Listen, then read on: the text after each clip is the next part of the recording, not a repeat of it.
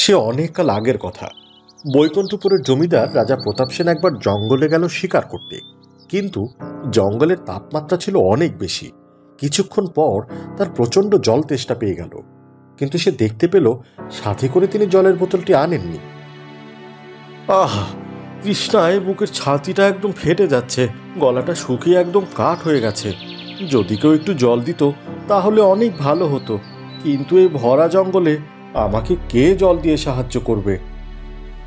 আহারে, বেচারা একদম ক্লান্ত হয়ে বসে আছে। দেখে তো মনে হচ্ছে কোনো রাজ্যের জমিদার বা ওই গোছের লোক। যাই, তাকে একটু সাহায্য করি। এই যে শুনছেন, আপনার কি হয়েছে? আপনাকে দেখে তো মনে হচ্ছে অনেক ক্লান্ত। দয়া করে আমাকে একটু জল দিন, গলাটা একদম শুকিয়ে গেছে, সাথে করে বোতলটাও আনেনি। আমি বৈকুণ্ঠপুরের রাজা প্রতাপ সেন, জঙ্গলে শিকার করতে এসেছি। আমার শুভেচ্ছা গ্রহণ করুন রাজামশাই, কিন্তু আপনাকে জল খেতে হলে আমার বাড়িতে যেতে হবে। একটু কাছেই আমার বাড়ি, চলুন আপনাকে আমি জল পান করাই। এরপর কাঠুরিয়া প্রতাপকে নিয়ে তার বাড়িতে নিয়ে গেল জল খাওয়ানোর জন্য। আর সেখানে আসলো প্রতাপের কন্যা পদ্মাবতী। পদ্মাবতী ছিল অসম্ভব সুন্দরী এবং গুণবতী একটি কন্যা, যাকে দেখেই প্রতাপ প্রেমে পড়ে গেল। বাহ, কি সুন্দর তুমি দেখতে, কি চাঁদের মতো তোমার রূপ! আমি তোমাকে আমার ঘরে রানী করে নিয়ে যেতে চাই। না রাজামশাই, এ হয় না। কোথায় আমি আর কোথায় আপনি? আপনি হলেন জমিদার, একটা দেশের রাজা, আর আমি সাধারণ কাঠুরিয়ার মেয়ে। আপনার পরিবার আমাকে কখনোই মেনে নেবে না। আমাকে ক্ষমা করবেন, আমি আপনার স্ত্রী হওয়ার যোগ্য নই। তোমার জন্য আমি আমার রাজ্যও ছাড়তে রাজি আছি হে সুন্দরী। তুমি শুধু আমার সাথে চলো, আর তোমার আমি একটা কথাও শুনতে চাই না। এরপর রাজা প্রতাপ কাঠুরিয়াকে বুঝিয়ে তার কন্যা পদ্মাবতীকে বিয়ে করল এবং তার সাথে করে নিয়ে চলল তার নিজের রাজ্যে। ছি ছি, শেষ পর্যন্ত কিনা একটা কাঠুরিয়ার মেয়ে আমাদের বাড়ির বউ হলো। এই মেয়েকে আমি কিছুতেই মেনে নিতে পারবো না। এই দেখার আগে আমার মরণ হলো না কেন? তুমি এটা কি করলে প্রতাপ? আমি তোমার স্ত্রীকে কখনোই এই বাড়িতে বউয়ের মর্যাদা দিতে পারবো না। ছি মা, কাঠুরিয়া হলেও সে তো একজন মানুষ। আপনি কেন গরিব মানুষকে এত ছোট করে দেখছেন? তাছাড়া পদ্মাবতীকে আমি ভালোবেসে বিয়ে করেছি। সে অত্যন্ত রূপবতী এবং গুণবতী। দেখবেন সে আপনার এবং আমার খুব ভালোভাবে খেয়াল রাখবে। তুমি ভালোবাসায় অন্ধ হয়ে গেছো, আর তাই একটা কাঠুরিয়ার মেয়েকে বিয়ে করতেও তোমার দ্বিধা হচ্ছে না। তোমার মতো সন্তান জন্ম দিয়ে আজকে আমি লজ্জিত বোধ করছি। এই মেয়েকে আমি কিছুতেই ঘরে তুলবো না। ওকে তুমি বাগান বাড়িতে রেখে এসো। আপনি এত উত্তেজিত হবেন না মা, আপনার বয়স হয়েছে। আমি আপনার ছেলেকে বারবার বলেছিলাম তোমার পরিবার কখনোই আমাকে মেনে নেবে না, কিন্তু আপনার ছেলে আমার কোনো কথাই শোনেনি। আপনি আপনার পদতলে আমাকে একটু আশ্রয় দিন। দূর হও, দূর হও আমার সামনে থেকে, অপয়া অলক্ষী মেয়ে মানুষ কোথাকার। তুমি ছলাকলা করে আমার ছেলেকে ফাঁসিয়েছো। তোমার মুখ আমি দেখতে চাই না। আজকে থেকে তুমি বাগান বাড়িতে থাকবে। প্রতাপ, তুমি তোমার স্ত্রীকে নিয়ে বাগান বাড়িতে রেখে এসো। এরপর প্রতাপ মায়ের কথায় বাধ্য হয়ে তার হবু স্ত্রীকে বাগান বাড়ির একটি প্রাসাদে রেখে আসলো। এভাবেই কেটে গেল কয়েকটা বছর। প্রতাপের স্ত্রী এখন সন্তান সম্ভাবা, কিন্তু প্রতাপ যখন এটি জানতে পারল তখন তিনি মোটেও খুশি হলেন না। শুনেছেন রানীমা, আপনার ছেলের বউ তো পোয়াতি, সে তো সন্তান জন্ম দিতে যাচ্ছে। এখন তো তার রাস্তা আরো সহজ হয়ে যাবে এই রাজপ্রাসাদে ঢোকার জন্য। আপনি ইচ্ছা করলেও আর কিছু করতে পারবেন না। যখন আপনার ছেলের সন্তান হবে, সে তার স্ত্রীকে এবং সন্তানকে অবশ্যই এই বাড়িতে নিয়ে প্রবেশ করবে। আমি বেঁচে থাকতে এটা কখনোই সম্ভব না। আমি কখনোই ওই মেয়েকে এই বাড়িতে ঢুকতে দিব না। তুমি এক কাজ করো, ওর গর্ভের সন্তানকে নষ্ট করার ব্যবস্থা করো। না রানীমা, গর্ভের সন্তান যদি নষ্ট হয়ে যায় তাহলে আপনাকে অনেকেই সন্দেহ করতে পারে। আর তাই আমি আপনাকে একটা বুদ্ধি দিচ্ছি। আমাদের জঙ্গলে এক ধরনের মাছি পাওয়া যায়। এর মাছি যদি কোনোভাবে আপনার ছেলের বউকে খাওয়ানো যায় তাহলে তার সন্তান অন্ধ হবে। আর সন্তান যদি অন্ধ হয় তাহলে আপনার ছেলে রাগ করে তার স্ত্রীকে এই জায়গা থেকে বের করে দিবে। এটাই সুযোগ আপনার সন্তানকে কাছে আনার জন্যে। এ তো খুব ভালো কথা। তুমি কালকেই ওই মাছি ধরে নিয়ে আসবি, আর যেভাবেই হোক দুধের সাথে মিশিয়ে তুই পদ্মাবতীকে এই মাছি খাইয়ে দিবি। এরপর রানীমার কথা মতো বিমলা সেই অন্ধ মাছি ধরে এনে পদ্মাবতীকে খাইয়ে দিল, আর এভাবেই পদ্মাবতী একটি অন্ধ সন্তান জন্ম দিল। প্রথমে কেউ কিছু বুঝতে না পারলেও ছেলেটির বয়স যখন 2 বছর হলো তখন সবাই বুঝতে পারল এই ছেলেটি চোখে দেখতে পায় না। হে ঈশ্বর, শেষ পর্যন্ত আমার ঘরে কিনা একটা অন্ধ ছেলে জন্ম নিল। এ তো রাজ্যের কোনো দায়িত্বও নিতে পারবে না। আমি আগেই বলেছিলাম এটা একটা অপয়া মেয়ে, তুই তাকে বের করিসনি, আর এখন তো তার ফল হাতে নাতেই পেলি। ঘরে একটা অন্ধ ছেলের জন্ম নিয়েছে। এখন অন্ধ ছেলেকে আর তার মাকে এই বাড়ি থেকে তাড়াতাড়ি বিদায় কর, তা না হলে আরো অনর্থ করবে। চুপ করো মা, চুপ করো, দয়া করে চুপ করো। এখন এখন এমনি আমার দুঃখের কোনো শেষ নেই। আর একটি মাত্র সন্তান, তাও আবার অন্ধ। আর তুমি কিনা বলছো আমি আমার স্ত্রী সন্তানকে এই রাজপ্রাসাদ থেকে বের করে দেব?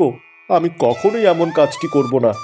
অন্ধ হলেও সে আমার সন্তান, আমি তাকে পরম যত্ন মমতায় আমার বুকে করে মানুষ করব। তুই আমার মুখে মুখে কথা বলছিস? তোর এত বড় সাহস! এখনই আমার চোখের সামনে থেকে চলে যা। তোর মতো সন্তানের মুখ আমি দেখতে চাই না। তোর যা ইচ্ছা তুই তাই কর, কিন্তু মনে রাখিস তোর এই অন্ধ ছেলে আর বউকে আমি কখনোই আমার এই রাজপ্রাসাদে থাকতে দেব না। এরপর 5টি বছর কেটে গেছে। ছেলেটির বয়স এখন 5 বছর ধরেই তাকে একটি ঘরে বন্দি করে রাখা হয়। সে একেবারেই চোখে দেখতে পায় না। ছেলেটির নাম রাখা হয় মিহির। অনেক বেলা হয়ে গেছে মিহির, এখন তোমার খাবার সময় হয়েছে। দয়া করে খেয়ে নাও, তোমার বাবা জানলে অনেক রাগারাগি করবে। না বিমলা মাসি, আমি এখন কিছুই খাবো না। আমার একদম খেতে ইচ্ছে করছে না। আমার মাকে অনেক দেখতে ইচ্ছে করছে। তোমার মাকে তো আর দেখতে পাবে না। তুমি তো ভালো করে জানো তোমার মাকে জঙ্গলের একটা ঘরে বন্দি করে রাখা হয়েছে। সে ওখানেই থাকে। শুধুমাত্র মাসে একবার তুমি তাকে দেখতে পারবে। মাত্র কিছুদিন আগেও তো তুমি তাকে দেখে এসেছো। সব বাচ্চারাই তো তার মার কাছে থাকে, তাহলে কেন আমার মাকে এভাবে বন্দি করে রাখা হয়? তুমি বাবাকে বলো আমার মাকে যেন আমার কাছে এনে দেয়।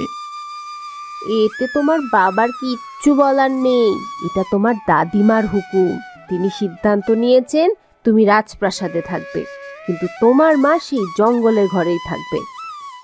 আমি বাবার সাথে কথা বলবো। আমাকে ধরে তুমি বাবার কাছে নিয়ে যাও। আমি তো চোখে দেখতে পাই না। যদি চোখে দেখতে পেতাম তাহলে আমি একাই আমার মায়ের কাছে চলে যেতাম। লক্ষ্মী ছেলে, দুষ্টুমি করে না। এখন তুমি বিশ্রাম নাও, আমি তোমার জন্য খাবার নিয়ে আসছি। এরপর মিহির মন খারাপ করে সেখানে বসে থাকলো, আর জানালা দিয়ে অদ্ভুত একটা সুন্দর প্রজাপতি এসে বসলো। কি ব্যাপার লক্ষ্মী সোনা, মন খারাপ করে আছো কেন বসে?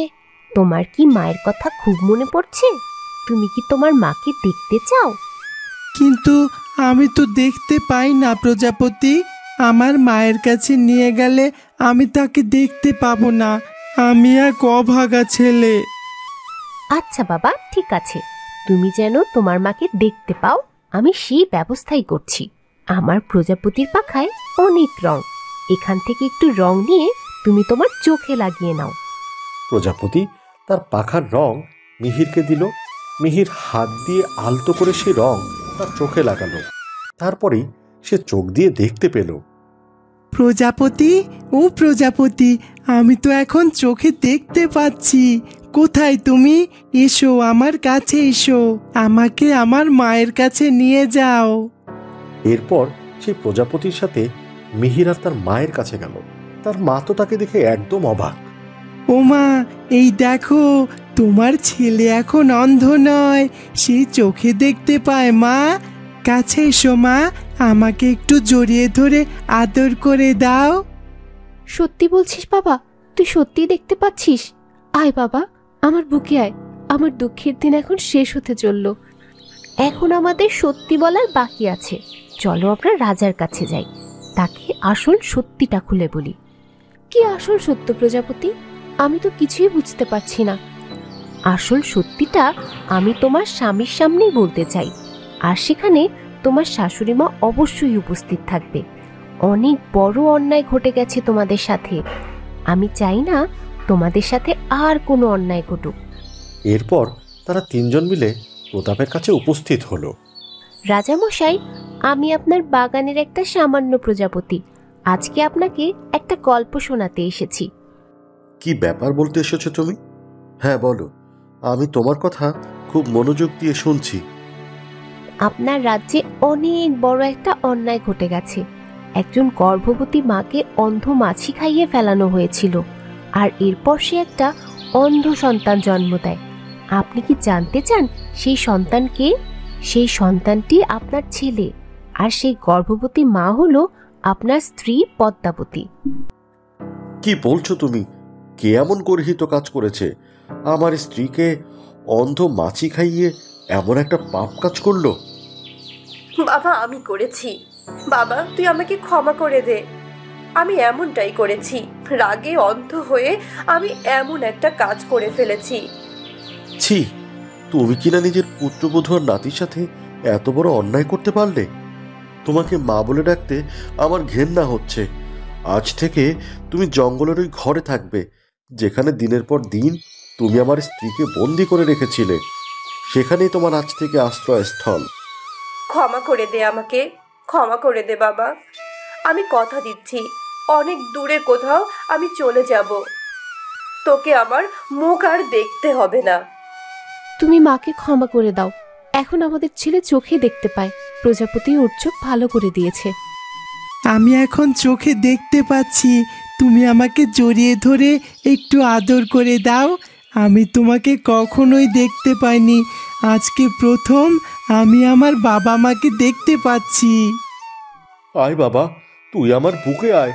তোকে বুকে জড়িয়ে ধরে আমার বুকটা ঠান্ডা করি। এরপর প্রতাপ তার একমাত্র সন্তান মিহিরকে বুকে জড়িয়ে ধরে অনেক আদর করল, আর তারা সবাই রানীমাকে ক্ষমা করে দিল।